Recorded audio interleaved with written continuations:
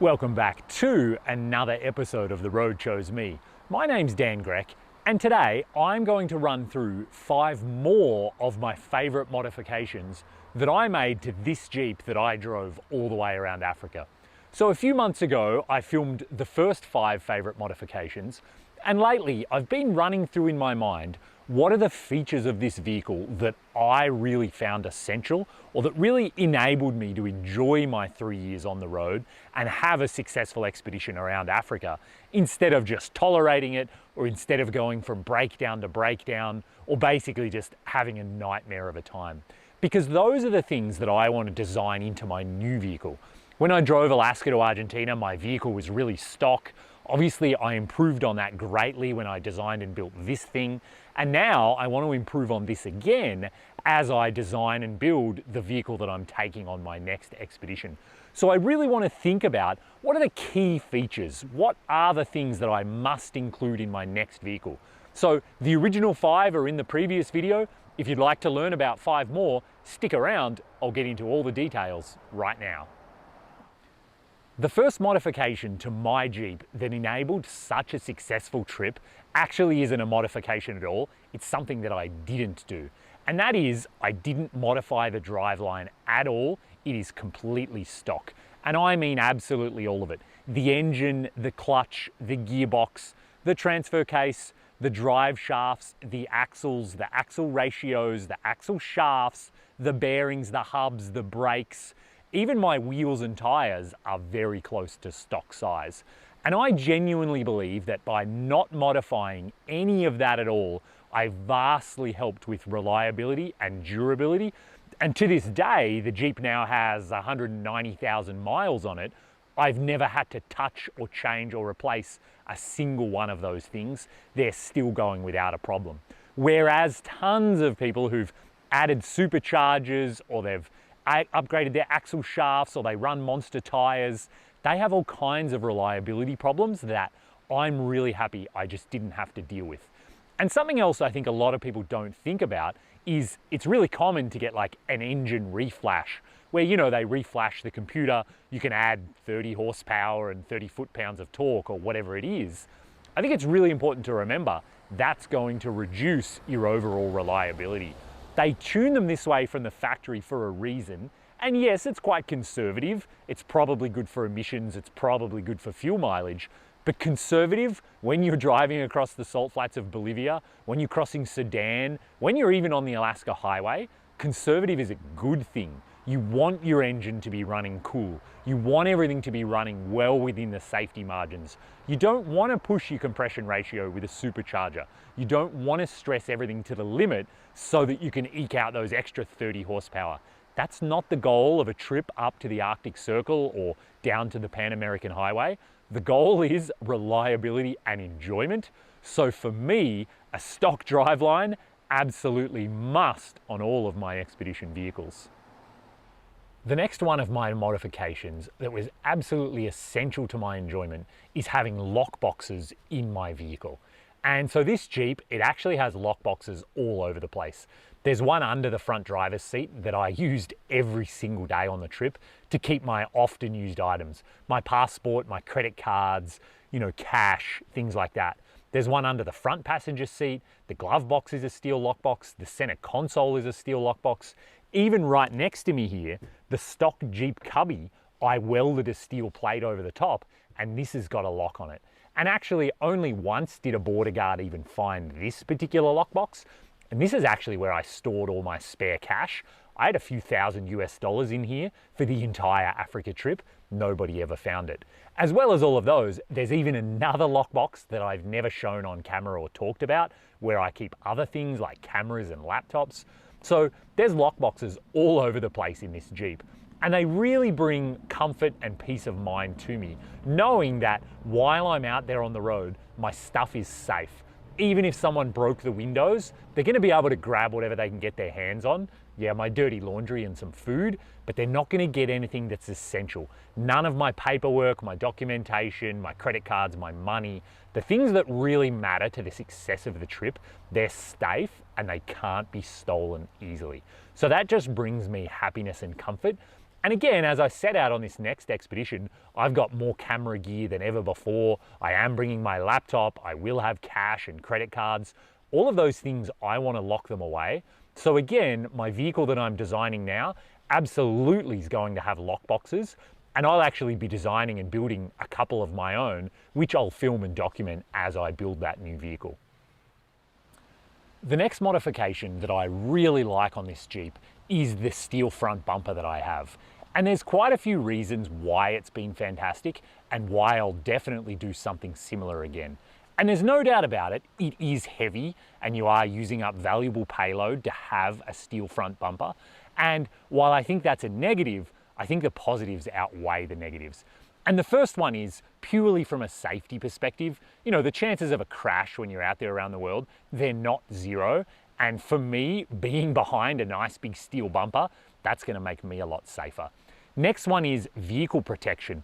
Even a small impact like an animal has a really good chance of cracking your radiator. And a cracked radiator is basically a showstopper. You're not gonna be driving your vehicle. So for me, a bumper with a good strong steel hoop over the radiator, I think it's an absolute must.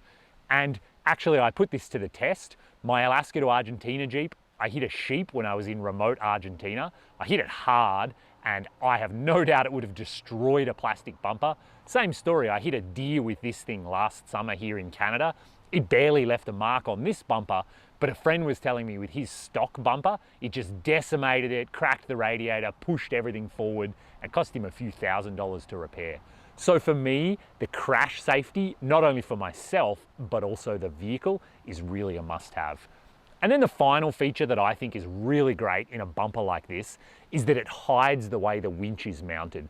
So it's actually sort of contained within the bumper. And I think this is great because you're not just being flashy and saying, look how much money I have with my big expensive winch mounted up, really obvious. When things are super obvious like that, you're just inviting people to come over and maybe fiddle with it, play with the clutch, try and pull the cable out. It's just kind of saying, hey, come over here, look at this. Whereas when it's all hidden and contained like this, I think tons of people don't even realize this vehicle has a winch, or they don't really pay it all that much attention. So having the hidden winch is yet another great feature of a good solid bumper like this. Another modification to my Jeep that really brought me a lot of happiness is my interior storage cabinets that I designed and built here in the back of the Jeep. And these are really simple. I filmed a video about how I made them with aluminum tubing and then covered them in plywood. They cost me a few $100s, but they've been amazing to keep everything well organized and in its place. I've been camping lately actually with a friend, and she just throws everything in the back of her car and then we set out. Trying to find things is just frustrating, and you have to move multiple things, especially when it's raining, especially when the ground is muddy. Having to take things out, put them on the ground before you put them back in. Again, that kind of thing might work for a weekend. Soon as your trip's longer than a week, especially once it's longer than a month, it's just gonna really negatively impact your happiness, and you're just gonna get so frustrated and so fed up. You're gonna say, I've had enough of this. I'm sick of it, I want to go to a hotel or I want to go home. Keeping everything organized like this, everything is in its place. If I want to get out my stove, some food, my clothes, a magazine to read, I know where all of those things are right now. They all have their own little home in each little cabinet. Pots and pans, you know, long-term storage for dry food, my camp chair, all of it I can just reach in and grab. Even in the dark, I don't even turn the light on anymore to get these things, just because I know where they all are.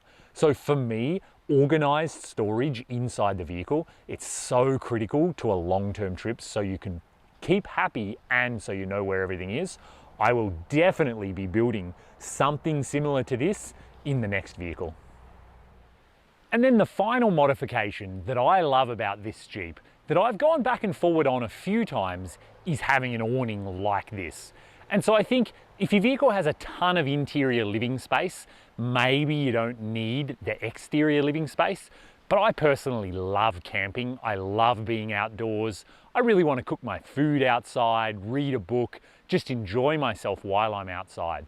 And so having a way to get shade from the sun, as well as having rain-free area, I think for me brings a lot of enjoyment, and it's something that I really want in my vehicles. And so here I spec'd out, this is the really narrow little ARB awning. And this thing has been good, but overall it's not really good enough for what I wanted.